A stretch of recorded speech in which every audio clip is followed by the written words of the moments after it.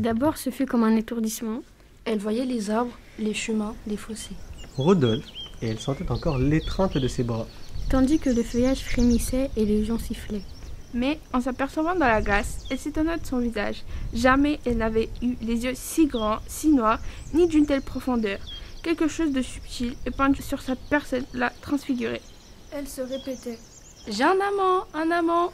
Se délectant à cette idée comme à celle d'une autre puberté qui lui serait survenue, elle allait donc posséder enfin ces joies de l'amour, cette fièvre du bonheur dont elle avait désespéré. Elle entrait dans quelque chose de merveilleux, où tout serait Passion, extase, délire. Une immensité bleuâtre l'entourait. Les sommets du sentiment étincelaient sous sa pensée, et l'existence ordinaire n'apparaissait qu'au loin, tout en bas, dans l'ombre entre les intervalles de ses auteurs. Alors, elle se rappela les héroïnes des livres qu'elle avait lus et les légions lyriques de ces femmes adultères se mirent à chanter dans sa mémoire avec des voix de sœurs qui la charmaient.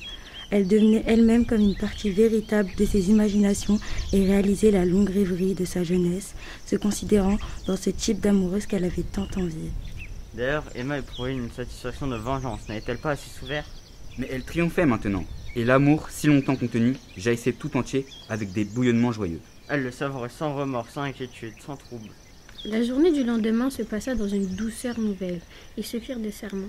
Elle lui raconta ses tristesses. Rodolphe l'interrompait par ses baisers, Et lui demandait en le contemplant les paupières à demi closes, de l'appeler encore par son nom et de répéter. qu'il l'aimait.